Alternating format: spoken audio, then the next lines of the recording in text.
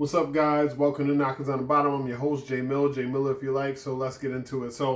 Um, as you guys know, Cowboys lost to the Houston Texans on Monday Night Football. They put up a pretty decent fight in the first half, especially considering how many players are down and how terrible they've been playing lately.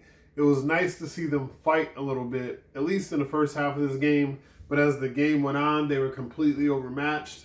So I'm just, I know this is going to be a long season, right?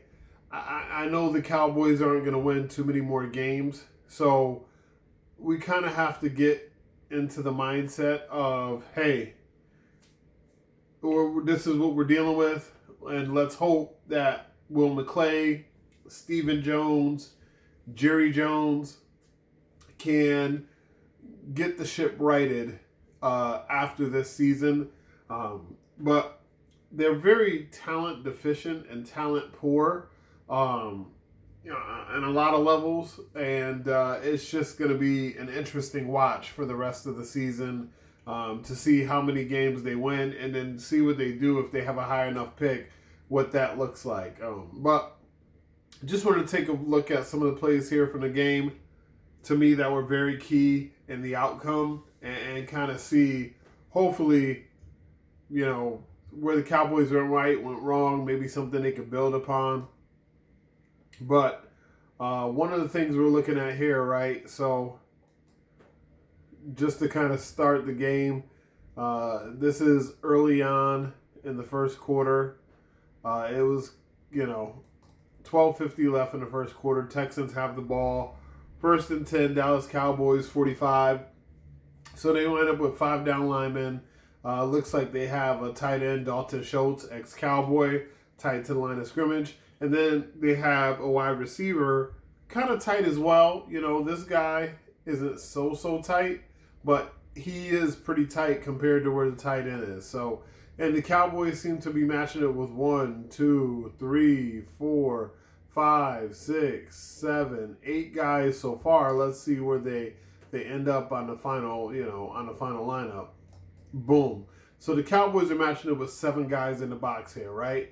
You got your 2 deep safeties. You got 7 guys in the box. Joe Mixon lined up in a single set. So let's see how this goes. So, boom. When he gets the ball handed off, we talked about this a lot earlier in the season, how teams are getting their offensive line moving so that you don't necessarily have to block up things perfectly, right? You can get your offensive line on the move and kind of get some cutoff blocks and then be able to open some holes and some lanes for your running back to be able to cut back or go straight or whatever it is, bounce it outside. But just get your offensive line on the move so that you don't necessarily have to be perfect, right? So that's what the Texans do here, and they do a pretty good job, right? Block, you got that guy in position on Overshown, got a block here, block here, block here. And then this guy, even though he kind of sucks at it, he's kind of got this guy tangled up, and you got a block going here. So your 2 safeties are going to have a lot of stress on them, as we see right at the beginning of the play, right?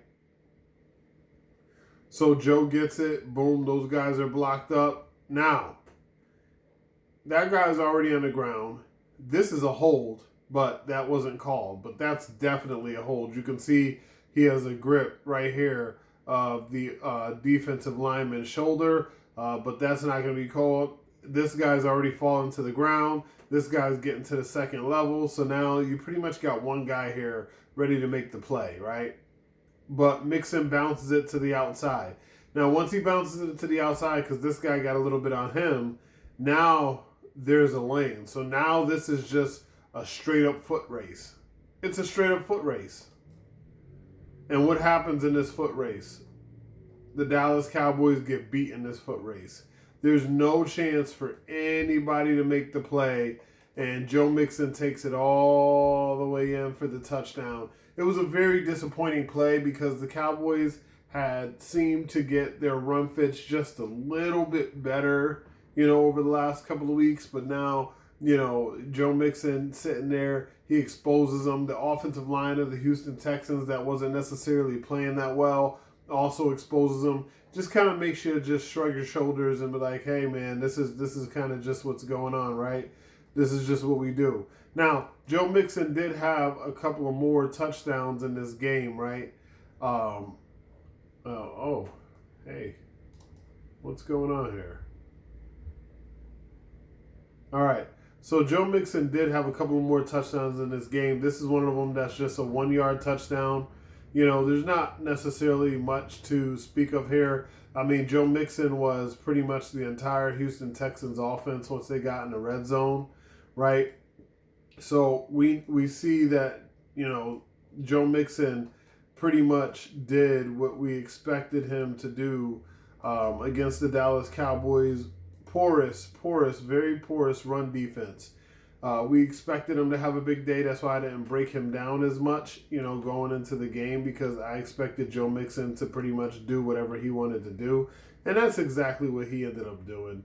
And the Dallas Cowboys didn't have much of an answer. A lot of his runs for touchdowns, besides that long one, right, because he had 3 touchdowns, you know, he pretty much accounted for all of Houston's offense when it came to them being in the red zone. But I mean, what are the Cowboys going to necessarily do here, right? You got the Houston Texans lined up with 5 offensive linemen. So instead of this play on the other side, right, we saw Schultz, right? On the previous play, he was here. And we saw this one, Michi, he was lined up the same way, but on this side as well. So it just looks like they used the same formation, but just to the other side. And, I mean, Joe Mixon is just going to basically punch it in here. There's not much the Cowboys can do at this point. You know, I don't know where Eric Kendricks is going. I really don't know where Eric Kendricks is going. On the snap of the ball, the running back hadn't even moved yet, and Kendricks has over pursued. So Kendricks, right? He's already out of position. This guy, Michael Parsons, he's already defeated. Schultz gets a hat on a hat here. I mean, this guy's already defeated. There's a bunch of people on the ground. It's just too little bit for the Cowboys to do. Now, Butler sort of has a chance, but Butler's a very inexperienced player. He was recently called up from the practice squad for the Cowboys for this particular game, and it doesn't look like Butler knew what was happening here. So on the snap of the ball, you see the play go right there, boom. Butler has a chance, right? If he just kind of shoots and attacks a little bit upfield, right? He has to attack at this hash, right? To force the ball carrier to not be able to break to the outside. Maybe he's able to make the tackle. Most likely not, because that's just how the Cowboys have been playing this year. But instead, plays poor technique, gets inside and dips a little bit. And what happens? Mixon beats him to the outside for a touchdown. He was the outside contain guy. He only had one job. He only had one responsibility. And, you know, he just did nothing at all. But let's take a look at some of the positive here, right? Because it wasn't all bad for the Cowboys. It was pretty bad, but it wasn't all bad. So let's take a look at this play here, right? So we have the Dallas Cowboys. They're lined up. We want to take a look real quick here. So they're lined up, right? They have 5 down linemen. They have a tight end close to the line of scrimmage, and then 4 wide receivers spread wide. The Houston Texans match it with 4 down linemen, and they're in their nickel package, right? Actually, it looks like they're actually might be in dime. There's only 1 linebacker on the field. Everything else is corner, so they're actually in dime. So they match the Cowboys spread formation with lots of cornerbacks. So here you go. At the start of the play, boom, here we go. Now, freeze it. So when we freeze it here, protection's pretty good. This guy's locked up. This guy's pretty much locked up. He's actually thrown off his route. This guy is not necessarily locked up because that could be a place to go. But as you see, Cavante Turpin pretty much wins pretty close to right away on his route and makes it an easy throw, right, for Cooper Rush. So Cavante Turpin's going to come there. He's going to open up the cornerback's hips, right? You see the cornerback, boom. He opens his hips to run with a boom. Cavante Turpin gives a move, boom, catches that ball inside, and now it's just a foot race. And Cavante Turpin in the open field is a hard guy to get a hold of. He actually reached next gen stats, highest speed for a ball carrier this season, highest speed for a ball carrier for the Cowboys in about 10 years. So he hit it in gear. Great play. But what do we always say? The Dallas Cowboys do some good things in games, and then they never go back to it. So one of the examples here, right? The Cowboys ran the ball only 18 times this game, some by the wide receivers, some by Ezekiel Elliott, and then others by Rico Dowdle, right? But this is early in the game. This is the second quarter. The score of the game is 17-10. So the game is not necessarily out of hand, but the Cowboys did abandon the run. They dropped back 55 times in this game. They made Cooper Rush throw the ball 55 times in this game, right?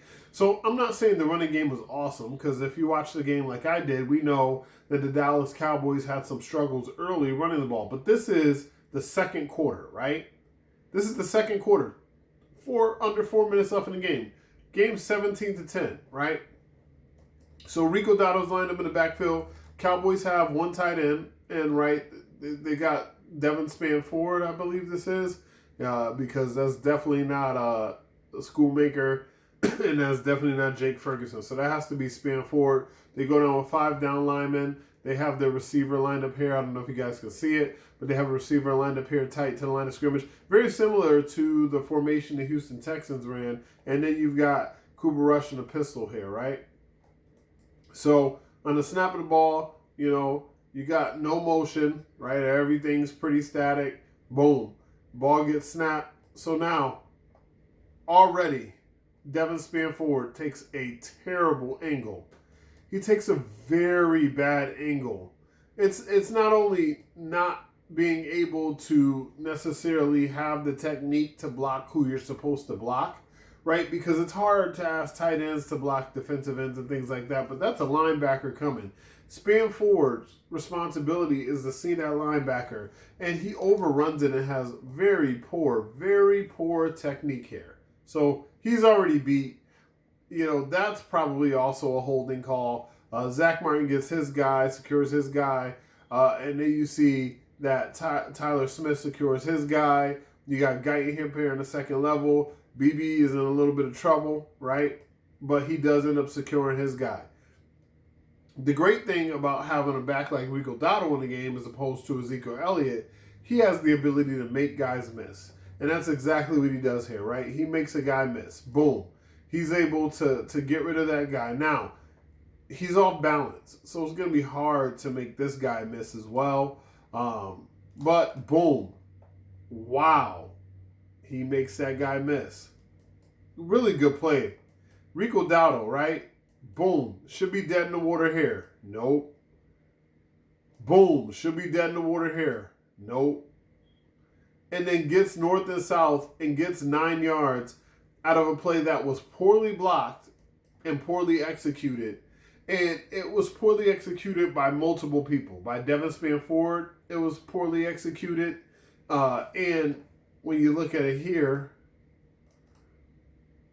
boom, Terrence Steele, even though he was sort of secure in his block, he doesn't necessarily get all the way on there. Cooper Beebe was having trouble with his man. I mean, it wasn't necessarily a really good block play, and Rico Dowdle still got 9 yards. I show you this to say that for the Cowboys to abandon the run so early, they would have you believe, and they would claim to you that the running game wasn't that effective and it wasn't that good, so we had to abandon the run. We had to just, throw the ball. But that isn't necessarily true. The game was close. It's a one-score game. It's 17-10, right? It's in the second quarter with just a smidge under 4 minutes left to go. So it's not like, hey, we have to move the ball so quickly because there's, 59 seconds left to halftime. No. But they did. They abandoned the run. Even though, you had Rico Dowdle doing pretty well. And honestly, if you look at it, Rico Dowdle didn't get his next carry. Of course. Sorry, guys, that we're having trouble here. I didn't mean for this to happen. I had all these things geared up, tightened up, ready to go, just so I could show you everything. And we're just getting a little bit of trouble here. But Rico Dowdle didn't get his next carry of any significance until the fourth quarter, right? Game is still technically not out of hand. It's 20-10.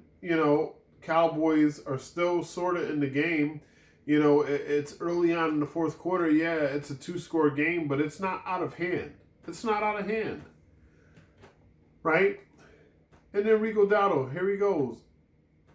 Again, you got 5 down linemen. You got a tight end, Devin Spanford, lined up tight to the line of scrimmage. This time, instead of Rico Dowdle being directly behind Cooper Rush in the pistol, Cooper Rush is still kind of in the shotgun, but he's lined up a little bit closer behind the center. But Rico Dowdle's right there to the right of him, And the Houston Texans, the matchup with only 6 in the box. Boom. Rico Dowdle gets the handoff, right?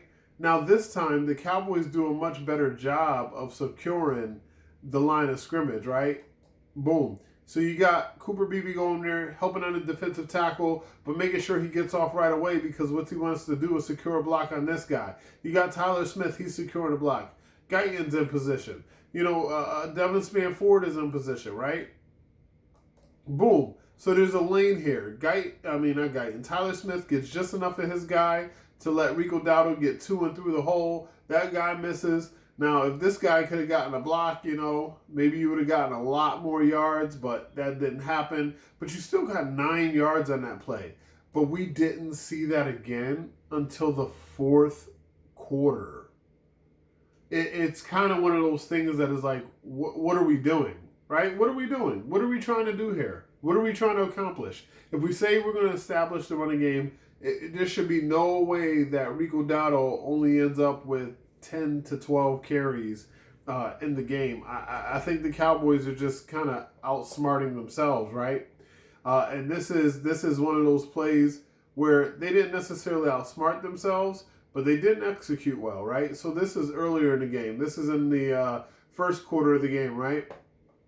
So you got the Cowboys here. They 5 down linemen, 4 wide receivers running back in the backfield. See a little motion from CeeDee Lamb at the beginning of the play, right?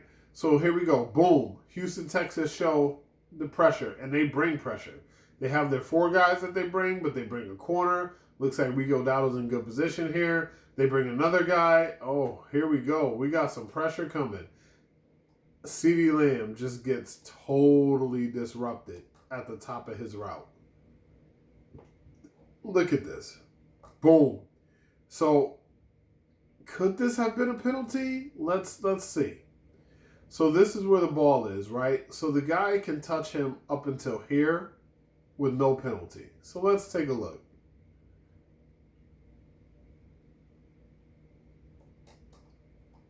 Not a penalty. Not a penalty. The refs are not going to throw a flag at 5.2 yards. They're just not. So CeeDee Lamb has to have a better release. He has to have a better break. He has to not show his hand so much as far as his route running. This is a lazy route. This is lazy. And then on top of that, CeeDee Lamb immediately just stops. He's already throwing his hands up. He's throwing his hands up before the guy even... The ball's here. CeeDee Lamb has stopped his route. He's already thrown his hands up before the pick happens. It's very poor route running. He makes a haphazard effort on the tackle. Houston Texans get this interception. Now, this wasn't necessarily game-changing because the Cowboys ended up with an interception about 5 plays later and got the ball back. But it just kind of shows you a microcosm of what you're seeing right now from this team, right? It's the compounded mistakes. It's not knowing what to do in crucial situations. And it's making your team look worse than it is, right? You got this guy here, right? You show a little bit of motion. You got Devin Spanford going in motion. He started off on the left side of the formation. You got 5 down linemen. You got 3 wide receivers, 1 tight end. Rico Dowdle lined up to the left of Cooper Rush, right? So you got a good formation here. They got 8 guys in the box because they don't know whether or not the Cowboys are going to run a pass. Only a 4-man pass rush. I mean, this guy's open right now, right? This guy, I mean, why isn't Cooper Rush throwing the ball here? When we look at the film, right? If you're the coach on today, you're going, hey, Cooper, yes, we want to get CeeDee Lamb the ball. Yes, we want to get the ball down the field here. Maybe we're going to try to wait for that guy to come free a little bit. Maybe we're going to try to wait for this guy to kind of run across a little bit. But you have the easy completion right here. And not only that, there's a bubble. There's a bubble in the defense, right? This guy's already accounting for this guy. He's looking at him. But can he really beat this guy here? You know, this guy's worrying about that. That guy's going with him. I mean, oh my gosh. Now, 1 second more. Now, Cooper's going here. This is where Cooper Rush is looking. And that's why the ball is getting tapped where it is. But if we see right here, the quarterback just needs to make the right, simple, quick read. This is open. This is schemed open. We see this guy. He has lots of room. And with the way it developed, right, because I know a few seconds before, I was showing and then I stopped, right, and I was saying, hey, this guy's going here.